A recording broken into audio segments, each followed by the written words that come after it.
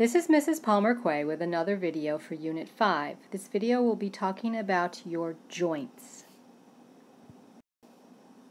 Joints are also known as articulations, even when there is no movement happening in the joint. Joints are made up of bones and connective tissue working together, and they bind parts of the skeletal system.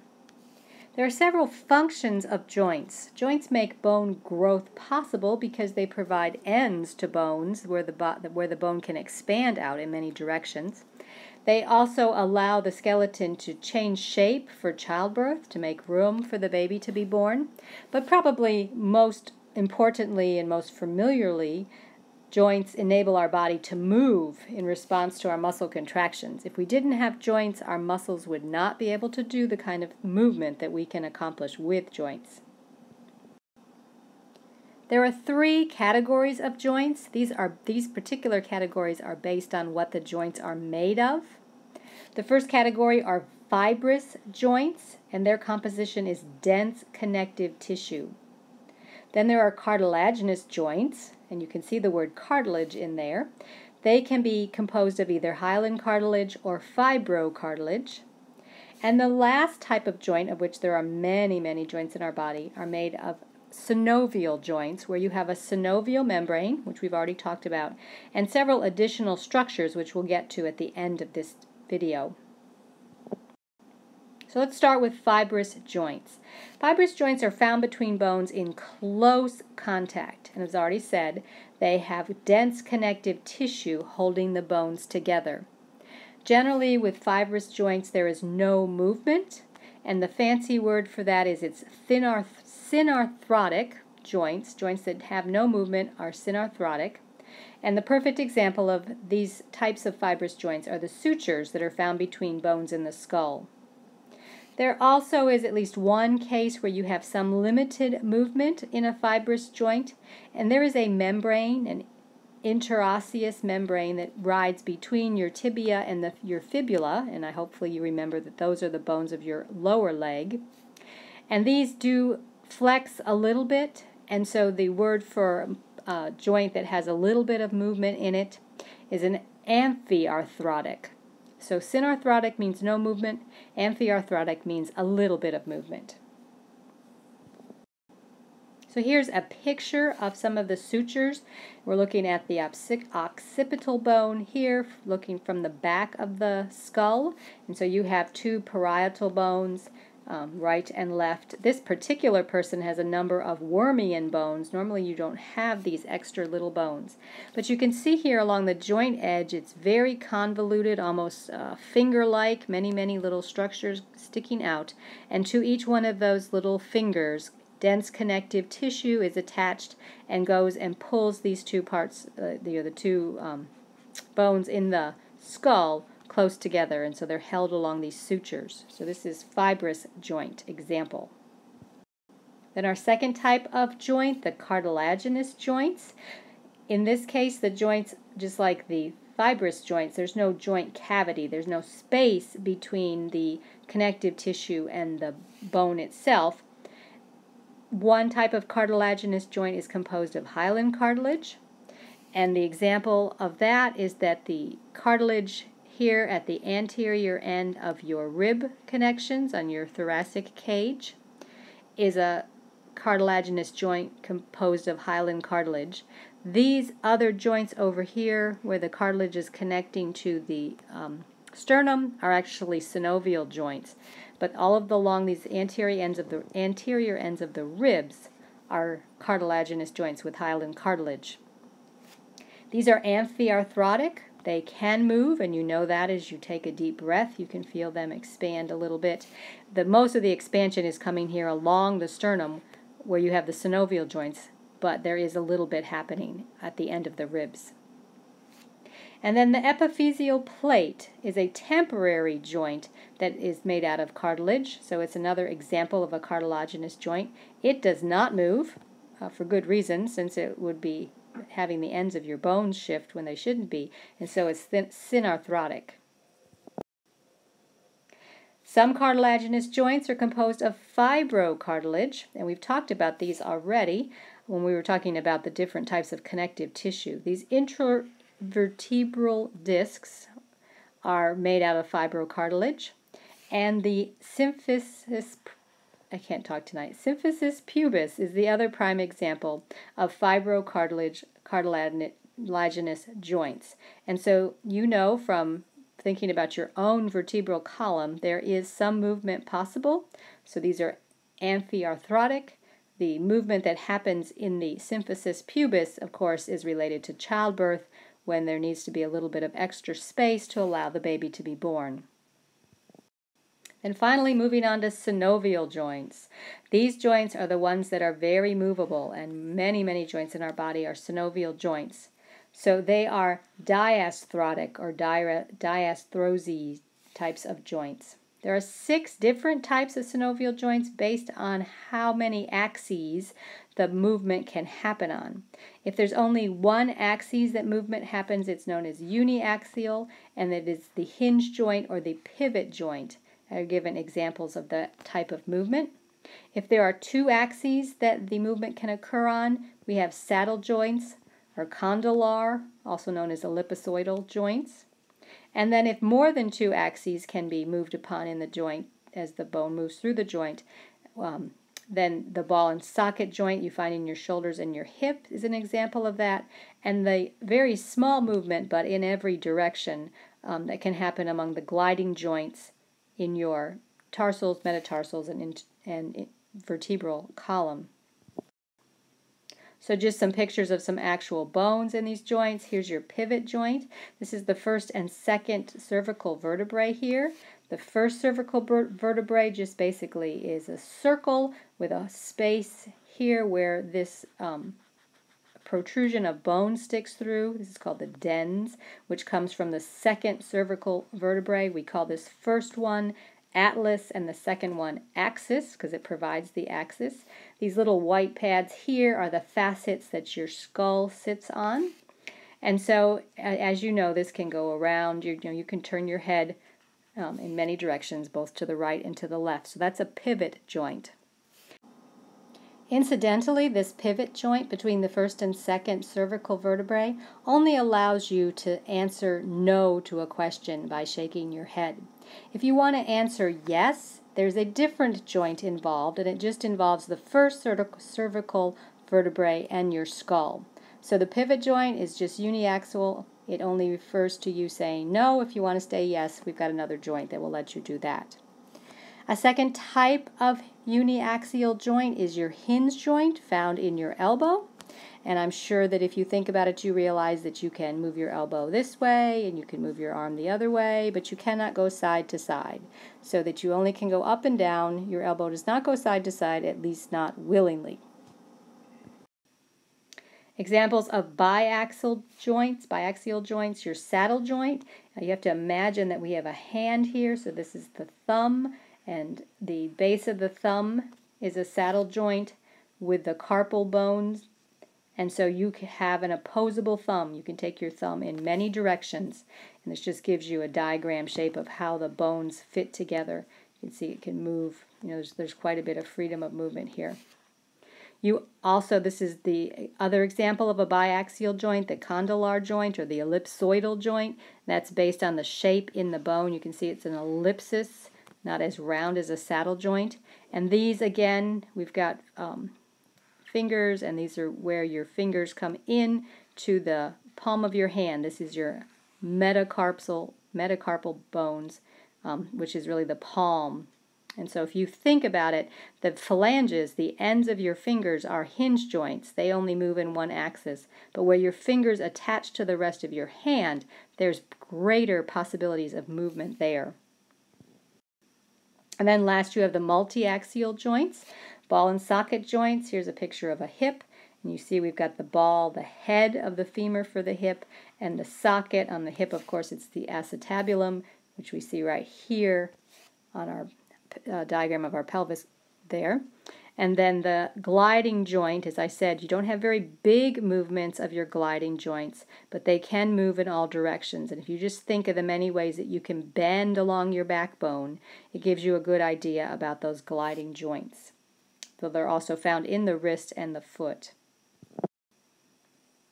So then we get to the more details on the synovial joint. There are many particular parts. There is the articular cartilage, and so we've got this hyaline cartilage like you saw in your dissection of the chicken wing, that bright white cartilage. There's also a joint cavity that is lined with the synovial membrane, so that there is this whole long whole space, that the bones have some space around them. They are not so close together like you have in your sutures on your skull or even some of the other joints in your ribs and such. There's a space in there. There's a cavity. The cavity is lined with synovial membrane. It is filled with synovial fluid. There are also other accessory organs. I think we could call them accessory parts at least. You have the meniscus, which we see here as just a tiny little piece of sideways cut out.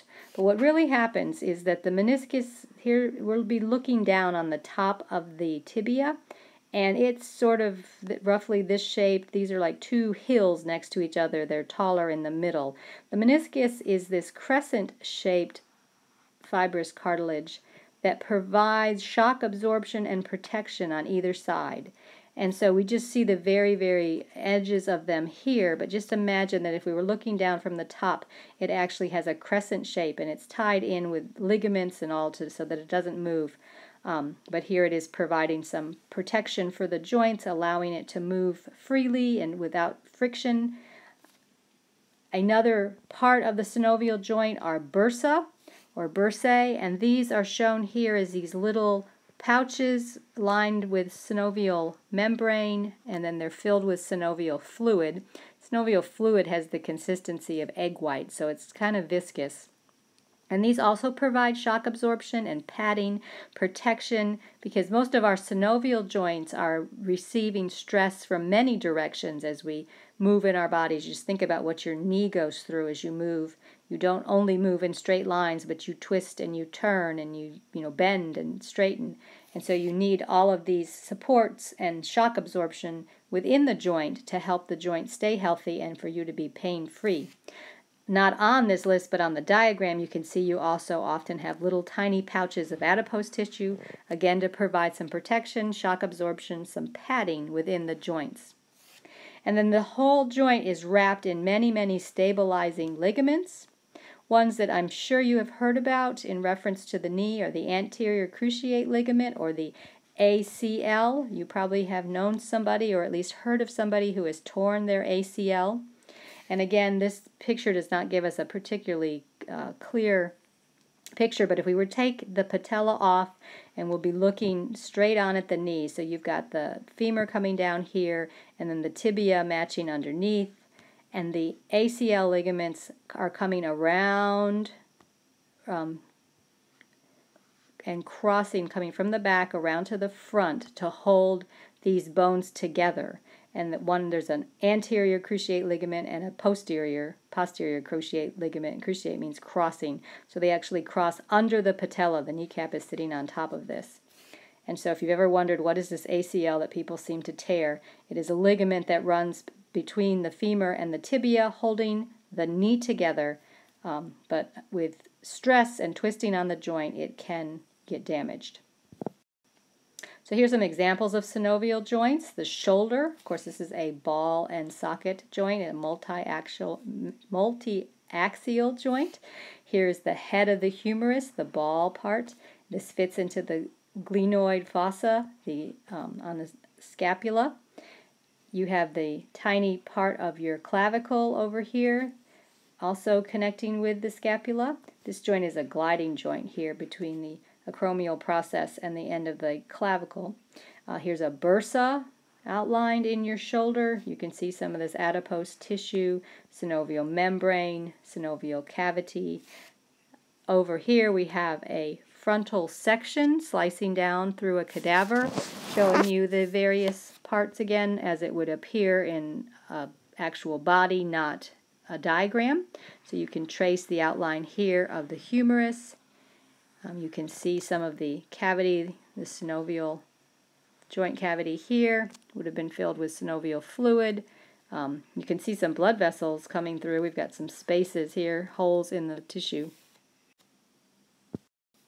Another example of a synovial joint is your elbow, a hinge joint.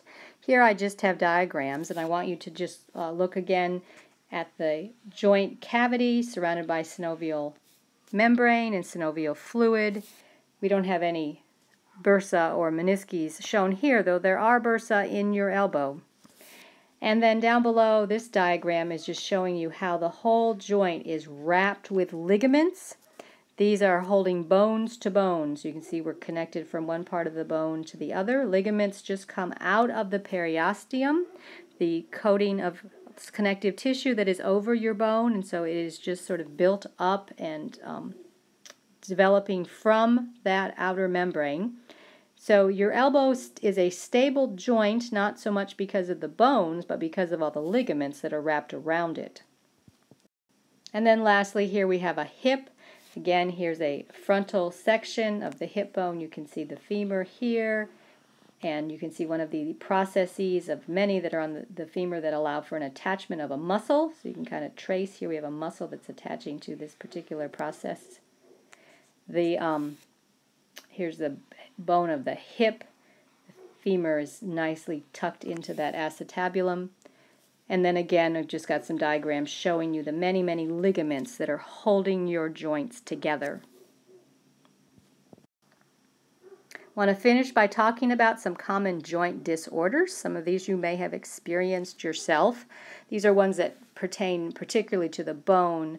When we get to muscles, we'll talk about some of the things involving muscles and ligaments and tendons. But dislocation can happen. Certainly the shoulder dislocation you may be familiar with. My son dislocated his kneecap just by moving. He didn't do anything in particular, but we ended up having to have surgery to repair it. And so we have displacement of an articular bone. One of the bones that are involved in a joint somehow gets knocked out of place. Sometimes it can easily be put back. Other times you need to undergo some surgical repair. Another type of common joint disorder is a sprain. A strain is not a really bad sprain. So the sprain is when you've overstretched or you've actually torn a piece of connective tissue. In a very bad situation, you actually pull it loose from the attachment on the bone. But this again is when you have pushed a joint in a direction that it wasn't intended to go, so that you have taken a misstep or stepped into a hole and twisted your ankle, something that you have overstretched or perhaps even torn the connective tissue. Bursitis goes back to those bursa. It is an inflammation of the bursa, and it is caused by overuse or continual stress on a joint. I mentioned that you do have bursa in your elbow, and tennis elbow is a disorder that really is bursitis of your elbow.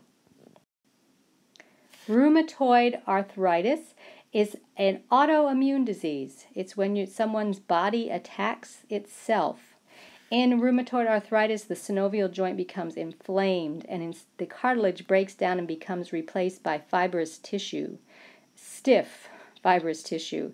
And sometimes joints may actually turn into bone. They may ossify. So this can be a very debilitating disease. It can affect people of any age. There's a juvenile as well as an adult type. It also tends to have other systemic effects that'll cause problems on several systems. So it doesn't just affect the bones and the joints, but it also affects other parts of the body. It really is a pretty awful disorder. There is a type of arthritis that is caused by Lyme disease. Lyme disease is a tick-borne illness. Can be treated by antibiotics as long as it is caught by the doctors. It sort of has some general flu-like symptoms, so it can be tricky to catch. It also often has a particular type of rash, a bullseye rash, which can be an indicator. It used to be more of an issue in the Northeast. It first appeared in Lyme, Connecticut. That's where the name comes from. But we are beginning to see it in South Carolina. So if you do get a tick on your body and it stays on your body for more than 24 hours, and if you're out in the country, if you're out in the yard or someplace where there's some little bit of wilderness or forest around you, you could pick up a tick. So if it is attached to you for more than 24 hours, to keep an eye on that tick bite. Watch for a large circular rash, a bullseye rash appearing around the bite site. If that does happen, go see your doctor because you may be carrying the Lyme disease. And then gout used to be thought of as a eating disorder, somebody who ate too many rich foods, but we found out actually that it is a genetically based disorder. Someone with gout is missing an enzyme, and so they are not able to metabolize things correctly, and uric acid builds up in joints, often the big toe. So the picture of the Victorian gentleman with his toe up on a pillow is depicting gout, but we know it's not because he's had too much wine and rich food. He just had bad genes. There are several things that happen with your joints as you age. Becoming stiffer in the morning and not as flexible is one of the earliest things that happen as you get older. Your intervertebral disc can actually dehydrate slightly, so that can also shorten your height, along with some of the bone softening and tiny bits of fractures that can also cause a loss of height that we talked about in a previous video. If you don't use parts of your body, it will slow down the blood supply to that part of the body. So really, when it comes to physical muscles and bones in yourself, the use it or lose it is a very important and true phrase. Thankfully, activity and exercise can keep joints functional longer, even joints with arthritis. Osteoarthritis is the most common form of arthritis that comes on with age. In osteoarthritis, the articular cartilage softens and it slowly disintegrates. It goes away so that bone rubs on bone, and this is extremely painful. People with osteoarthritis often get very gnarled looking fingers. They are no longer straight, but they're kind of bent over as the joint continues to deteriorate. Often painkillers can help with this, but there's not really a good way to stop that. Interestingly, that exercise can help keep away some of the effects of osteoarthritis, so having arthritis is not an excuse to stop moving. Keep moving as long as you can. You'll stay healthier for it. So that covers the joints of the body. There'll be one more video for this unit talking about fractures.